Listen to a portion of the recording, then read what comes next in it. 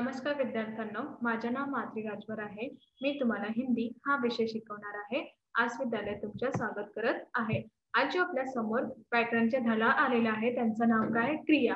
आणि यांचा हा पहिला सीझन आहे। तर चला बघूया या सीझन मध्ये आपण काय पाहणार किंवा काय करणार आहे। तर चला बघून घ्या। बघा, इथे पहिलं जे तुमचं आलेलं आहे त्याचं नाव काय आहे? क्रिया। आता आपण पाहणार आहे क्रिया यांची परिभाषा किंवा क्रिया काय आहे हे आपण बघणार आहे। तर नीटप्रमाणे ऐकून घ्या। क्रिया का अर्थ होता है काम। काम या तो होता है अथवा किया जाता है। क्रिया यांचा अर्थ होतात आहे काम। काम आपण करत आहे किंवा करणार आहे। तर याप्रमाणे क्रियेचा काय अर्थ आहे? काम। ते कोणताही काम आपण करतो अथवा क्रिया करणार आहे। तर याप्रमाणे यांना आपण क्रिया असंही म्हणतो। जसं इथे बघा, ड्रायव्हर कार चला रहा है। ड्रायव्हर काय करत आहे? कार चालवत आहे। तर याप्रमाणे जे चालत आहे त्यांना आपण क्रिया असंही म्हणतो। दुसरा इथे बघा, अध्यापक पढ़ाते हैं। अध्यापक म्हणजे शिक्षिका काय करत आहे किंवा शिक्षक काय करत आहे? त्या वाचन करत आहे। तर याप्रमाणे इथे जे दिलेले आहे ते काय आहे? क्रिया आहे। आता आपण पाहणार आहे क, चिडिया पेड़ पर बैठी है। तर बसणार हा एकच क्रिया आहे। तर याप्रमाणे इथे क्रिया असंही दिलेले जात आहे। निम्नलिखित वाक्य को पढ़िए और अर्धरेखित किए गए शब्दों को ध्यानपूर्वक देखिए। ये सभी शब्द वाक्यों में काम करने या होने का बोध करा रहे हैं। निम्नलिखित जे वाक्य दिलेले आहे तुम्ही त्यांचं वाचन करा आणि जे अर्धरेखित केलेले जात आहेत त्यांना शब्द, त्यांचे जे शब्द त्यांना ध्यानपूर्वक वाचन करून घ्या। या सगळं जे शब्द आहेत त्यांच्या वाक्याचं काम करणारा या बोध करणारा होतात आहे। जसे पहिले बघा, मोहित उर्वी को कविता सुना रहा है। मोहित जे आहे ते उर्वीला कविता ऐकत आहे। दूसरा, कालिदास बहुत बड़े विद्वान थे। कालिदास हे ना खूपच मोठा विद्वान आहे। तीसरा, बच्चा खेल रहा है। मुलं खेळत आहे। चौथा, रमेश पुस्तक पढ़ रहा है। रमेश काय करत आहे? पुस्तक वाचत आहे। आणि पाचवा, ये एक तोता है। हा एक तोता आहे। तर याबद्दल तुम्ही पाहणार की जे पण अर्धरेखित केलेलं आहे, ऐकत आहे आणि ते खूपच मोठा विद्वान आहे आणि खेळत आहे आणि वाचत आहे आणि तोता आहे। तर याबद्दल हा जे शब्द दिला आहे त्या परिवर्तन असंही होत आहे। कळलं? हो। तर चला अजून बघून घ्या। इथे बघा, नीटप्रमाणे ऐकून घ्या। आपने ध्यान दिया होगा कि ऊपर दिए गए पहले, दूसरे और चौथे वाक्यों में सुनाने, खेलने और पढ़ने का कार्य किया जा रहा है। तुम्ही इथे ऐकत आहे किंवा तुम्हाला दिसत आहे की जे पहिला किंवा दुसरे किंवा चौथा वाक्यातून ऐकणारा किंवा खेळणारा किंवा वाचन करणारा कार्य करत आहे। जबकि तीसरे और पांचवे वाक्य में थे और है। जबकि तीसरा किंवा पांचव्या वाक्यात थे किंवा हे आहे। शब्द से कार्य का होने का संकेत मिल रहा है आणि शब्दाबद्दल आपल्याला कार्य होऊन जात आहे यांचा संकेत भेटत आहे। इसलिए ऐसे सभी शब्द जो काम होने अथवा करने का बोध कराए उन्हें क्रिया कहलाते हैं। आता हा जे शब्द दिलेले आहेत त्यातून काम किंवा अथवा होणारा जे शब्द केलेले आहेत त्यांना आपण क्रिया असंही म्हणतो। कळलं की नाही? लवकरच लवकर सांगा। हो। तर अजून काय आहे बघून घ्या। बघा, कोणताही काम करणारा अथवा होणाऱ्या बोध करणाऱ्या पदाला क्रिया म्हणतात। कोणताही काम करणारा अथवा बोध करणारा पदाला आपण क्रिया असंही म्हणतो। आता आपण पाहणार आहे क्रिया यांची परिभाषा। क्रिया की परिभाषा है स्पष्ट। क्रिया को दो वर्गों में बांटा जा सकता है। क्रिया यांची भाषा स्पष्ट आहे की क्रियाला आपण दोन वर्गातून वाटलेले आहे। पहिला, करणं म्हणजे कार्यवाची। पहिला काय आहे? करणं म्हणजे कार्यवाची आणि दुसरा होणं अस्तित्वाची। जसं खाना, खेलना, पढ़ना, सोना, देना कार्यवाची आहे आणि दुसरा अस्तित्ववादी आहे। तर याप्रमाणे धातु, क्रिया के मूल रूप को धातु कहते। क्रियाचा मूल रूपाला आपण काय म्हणतात? धातु असंही म्हणतात। क्रिया के विविध रूप किसी न किसी धातु से ही बनते हैं। क्रियाचा हा विविध रूप कोणत्या धातुलाही बनवून जाणार आहे। उदाहरण, लिख धातु से लिखा, लिखूंगा, लिखे, लिखो आदि क्रियापद बनाए गए हैं। जसे जे लिखा धातू आहे त्याबद्दल तुम्ही लिहिणारा, लिहिणारा किंवा लिखे हा सगळं काय आहे? क्रियापदातून बनवलेले आहे। कळलं की नाही? हो। तर चला अजून बघून घ्या। बघा, क्रिया के भेद। आता क्रियांचा भेद आपण पाहणार आहे। निम्नलिखित वाक्य को पढ़िए और क्रियापदों के अंतर को ध्यान से देखिए। निम्नलिखित वाक्याला आपण वाचन करायचं आणि क्रियापद यांचं अंतर बघायचं आहे। बघा, जसे पहिला, रमेश ने खाना खाया। पहिला काय? रमेश यांनी खाना म्हणजे जेवण केले। तर याबद्दल दुसरा बघा, सुमित खेल रहा है। सुमित काय करत आहे? खेळत आहे. तर याप्रमाणे सुमित काय करत आहे? खेळत आहे. तिसरा आपण बघणार, अतुलने वेदना को पुस्तक दी. अतुल यांनी वंदनाला पुस्तक दिली. बघा, तिसरा काय होता? अतुलने वंदना को पुस्तक दी. अतुल यांनी वंदनाला पुस्तक दिली. तर याप्रमाणे इथे आपण पाहणार की उपयुक्त पहिले वाक्य में खाया क्रिया का कर्ता.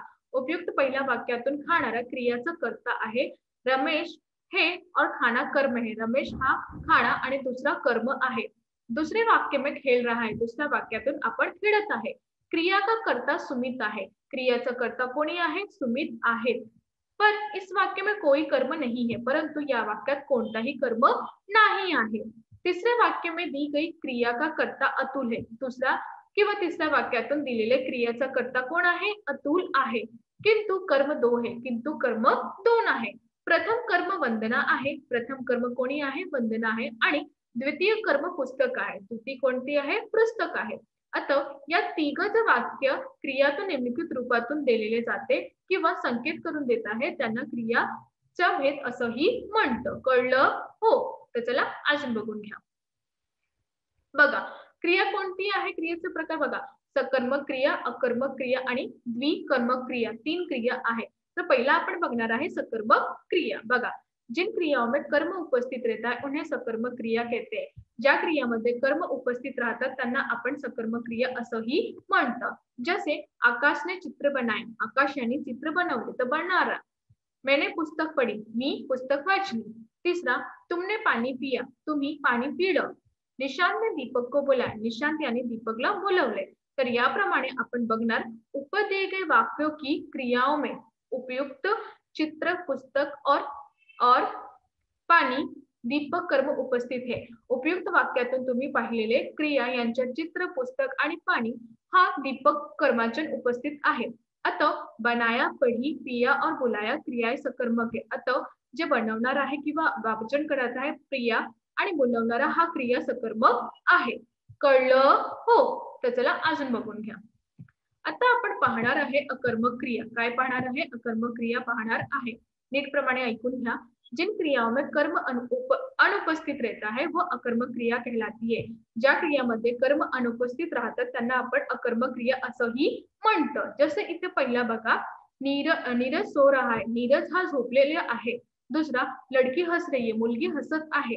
तर या वाक्यात में कर्ता क्रिया है. इन वाक्यात में कर्ता क्रिया है किंतु कर्म नहीं है. परंतु कर्म नाही आहे. आता ये सभी क्रियाएं अकर्मक है. कारण हा सगळं जे क्रिया आहे ते कोणती आहे? अकर्मक आहे. विशेष कभी कभी अकर्मक क्रिया समकर्मक बन जाती. कधी कधी जे अकर्मक क्रिया आहे ते कधी कधी सकर्मक बनते. कारण चला बघून घ्या. कर्म, अकर्मक आणि सकर्मक. तुम्ही इथे बघणार कर्म, सकर्मक आणि अकर्मक. पहिला, रवि दौड़ता है. रवि एक दौड़ दौड़ता है. हा अकर्मक आहे आणि हा सकर्मक आहे. दुसरा, सैनिक लढता है. सैनिक लढाई लढता है. सैनिक जे आहे ते लढाई लढत आहे. तर याप्रमाणे असंही परिवर्तन होऊन जात आहे. आता आपण इथे बघणार विशेषतः सकर्मक तथा अकर्मक क्रिया यांची पहचान. बघा, मूल क्रिया से क्या, किसे या किस लगाकर प्रश्न पूछे जाते हैं. मूल क्रियातून काय किंवा कुठे हा प्रश्न लावून जोडत आहे. पर यदि उत्तर कहीं छिपा हुआ होने पर भी मिल जाए. परंतु जेव्हा उत्तर कधी छिपा हुआ म्हणजे छिपलेला आहे ते आपण भेटणार आहे तर त्यांना आपण सकर्मक आणि उत्तर न मिळणे पर अकर्मक. जेव्हा आपला उत्तर भेटतं त्याला सकर्मक आणि नाही भेटणार तर अकर्मक होऊन जात आहे. जसे रमेश वीणा बजाता है. रमेश हा वीणा बजवत आहे. दुसरा, सुरेश सो रहा है. सुरेश झोपत आहे. तर याप्रमाणे आता आपण इथे बघणार आहे. बघा कसा, मैं यदि क्रिया के प्रश्न करे क्या बजाता है. मैं यदि क्रिया हा प्रश्न करणार आहे की काय बजवत आहे तो उत्तर मिळता है वीणा. तर उत्तर काय भेटत आहे आपल्याला? वीणा. अंत बजाता है. क्रिया सकर्मक है परंतु वाक्य में क्या सो रहा है. प्रश्न करने पर कोई उत्तर नहीं होता तो सो रहा क्रिया अकर्मक है. कळलं? हो. तर आता आपण दुसरा पाहणार द्विकर्मक क्रिया. बघा, जब किसी क्रिया के साथ दो कर्म जुड़े होते हैं तो ऐसी क्रिया को द्विकर्मक क्रिया कहलाते हैं. जेव्हा कोणत्याही क्रियाच्या साथ दोन किंवा दोन कर्म जोडून जात आहे त्यांना आपण द्विकर्मक क्रिया असंही म्हणतो. जसं पहिला, अध्यापक ने विद्यार्थियों को गणित पढ़ाए. अध्यापक यांनी विद्यार्थ्यांना गणित पढ़ावले. दुसरा, नौकर ने मालिक को खाना खिलाया. नौकर यांनी मालिकना खाना खिलवले. तर याप्रमाणे तुम्ही बघणार उपयुक्त वाक्यात में अर्धरेखित दो दो कर्म आए हैं, अतः इन वाक्यों में क्रिया द्विक्रिय क्रिया है. आता या वाक्यातून जे अर्धरेखित केलेले आहे ते दोन दोन कर्म लावून अतः त्यांचा वाक्यात क्रिया द्विक्रिय क्रिया असंही म्हणत आहे. कळलं की नाही? हो. तर चला अजून बघून घ्या. आता आपण पाहणार आहे क्रिया यांचा काही अन्य भेद. तर नीटप्रमाणे ऐकून घ्या. पहिला है तुमचा सामान्य क्रिया. कोणता है? सामान्य क्रिया. जब केवल एक ही क्रिया का प्रयोग किया जाता है तो उसे सामान्य क्रिया कहते हैं. जेव्हा कोणताही एक क्रियाचा प्रयोग करत जात आहे त्यांना आपण सामान्य क्रिया असंही म्हणतो. कळलं? जसे तुम कब आए? तुम्ही कधी आला? जल्दी चलो, लवकर चला. वह गया, मैं कल जाऊंगा इत्यादी. तर याप्रमाणे हा सामान्य क्रिया आहे. आता आपण पाहणार आहे दूसरा संयुक्त क्रिया. जब दो या दो से अधिक क्रियाएं का एक साथ प्रयोग किया जाता है तो उसे संयुक्त क्रिया कहते हैं. जेव्हा दो किंवा दोनचा अधिक क्रियांचा एक साथ प्रयोग केलेले जात आहे त्यांना आपण संयुक्त क्रिया असंही म्हणतो. जैसे पहला मैं चला जा रहा था, मी चला जाऊन जात आहे. इसमें चलना और जाना और रहना होना क्रियाएं मिलकर एक ही भाव चलने का संकेत करती है. इथे चलना, जाना, रहना हा सगळं जे क्रिया आहे ते एकत्र मिळून भाव चलनाचा प्रयत्न करत आहे किंवा संकेत करत आहे. कळलं? हो. इसमें चलना मुख्य क्रिया, यामध्ये चलना मुख्य क्रिया आहे. जा रहा था सहायक क्रिया किंवा जात आहे हा एक सहायक क्रिया आहे. अन्य उदाहरण नितिन बोलने लगा, नितिन बोलू लागला. मैं खाना खा लिया, मी खाना खाल्लेला आहे. वे दोनों चले गए, ते दोघंही चाललेलं आहे. तर याप्रमाणे असंही दिलेले जात आहे. आता आपण इथे पाहणार आहे प्रेरणार्थक क्रिया यांचा दोन भेद. प्रथम प्रेरणार्थक क्रिया आणि द्वितीय प्रेरणार्थक क्रिया. तर चला बघून घ्या. प्रथम प्रेरणार्थक क्रिया काय आहे बघून घ्या. जब कर्ता स्वयं कार्य करने की प्रेरणा देता है तब वो क्रिया प्रथम प्रेरणार्थक क्रिया कहलाती है. जेव्हा कर्ता स्वयं कार्य करण्याची प्रेरणा देत आहे त्यांना आपण प्रथम प्रेरणार्थक क्रिया असंही म्हणतो. जसे विनोद मनोज को पाठ पढ़ाता है, विनोद हा मनोजला पाठ पढ़वत आहे. तर याप्रमाणे कर्ता स्वयं मनोज को पाठ पढ़ाने की प्रेरणा दे रहा है. याबद्दल जे कर्ता आहे ते स्वयं पाठ पढ़ाने की प्रेरणा देत आहे म्हणजे ते प्रथम प्रेरणार्थक क्रिया आहे. द्वितीय प्रेरणार्थक क्रिया जब कर्ता कार्य स्वयं सम्मिलित ना होकर किसी अन्य को कार्य करने के लिए प्रेरित करता है.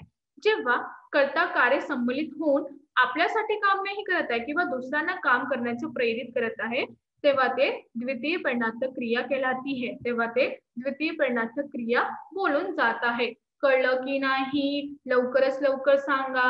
हो. जैसे इथे विनोद अशोक से मनोज को पाठ पढ़वाता है. विनोद स्वयं प्रेरित न करके अशोक को कार्य करने के लिए प्रेरित कर रहा है. तर याबद्दल तुम्ही पाहणार प्रथम आणि द्वितीय प्रेरणात्मक क्रिया कशा प्रमाणे दिलेले जात आहे. कळलं की नाही? लवकरच लवकर सांगा. हो. तर चला अजून बघून घ्या. इथे बघा निम्नलिखित क्रिया त्यांच्या प्रथम किंवा द्वितीय क्रिया प्रेरणार्थक. क्रिया प्रथम प्रेरणार्थक आणि द्वितीय प्रेरणार्थक. लिखना, लिखाना, लिखवाना. पीना, पिलाना, पिलवाना. सीखना, सिखाना, सिखवाना. खाना, खिलाना, खिलवाना. मांगना, मंगाना, मंगवाना. भागना, भगाना, भगवाना. जागना, जगाना, जगवाना. जाचना, जाचना, जचवाना. तर याबद्दल भीगना, भिगाना, भिगवाना. लूटना, लुटाना, लुटवाना. पूछना, पुछाना, पुछवाना. तर याबद्दल असं प्रथम प्रेरणार्थक क्रिया द्वितीय प्रेरणार्थक क्रिया बदलून जात आहे. कळलं की नाही? हो. तर अजून काय आहे बघून घ्या. इथे बघा तुमचा तीसरा आहे सहायक क्रिया.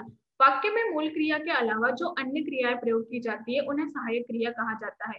वाक्यात जे मूल क्रिया येतात त्यांना अन्य क्रियाचा प्रयोग करून जात आहे त्यांना आपण सहायक क्रिया असंही म्हणतो. जसं पहिला सीता हसती है. सीता कसे आहे ते हसत आहे. दूसरा उसने पत्र पढ़ लिया है. त्यांनी पत्र पढ़लेला आहे. तिसरा अब वो तो लिख चुका होगा. आता ते लिहून जाणार आहे. तर याबद्दल उपयुक्त वाक्य में हस्ती क्रिया के साथ है. उपयुक्त वाक्यातून हसणारा हा क्रियाच्या सोबत आहे. पढ़ क्रिया के साथ है आणि जेव्हा ते पढ़त आहे ते क्रियाच्या समोर आहे. तथा लिख क्रिया के साथ हो चुका सहायक क्रिया है. तथा क्रियाचा साथ चुकून जाणार आहे हा सहायक क्रिया आहे. ध्यान दीजिए पहली क्रिया मुख्य क्रिया के दूसरी सहायक क्रिया. पहिली क्रिया मुख्य क्रिया है आणि दुसरी तुमच्या सहायक क्रिया आहे. सहायक क्रिया वाक्य के दो प्रकार का कार्य करती है. क्रिया के अर्थ की विशेषता लाती है आणि क्रियाचा काल बतवते. तुम्हाला कळत आहे की नाही? हो. तर आज आम्ही काय शिकलो? आज आम्ही शिकलो की कशाप्रमाणे क्रियाची परिभाषा पाहिले आणि त्यांचे खूपच प्रकार पाहिले आणि प्रकारबद्दल त्यांचे उदाहरण आणि कशा प्रकारे आपण क्रियाचा त्याबद्दल आपण त्यांचा बदलाव करत आहे किंवा त्यांच्या कसा जाणून जाणार आहे हे सगळं आपण आज पाहिले. कळलं? हो. धन्यवाद.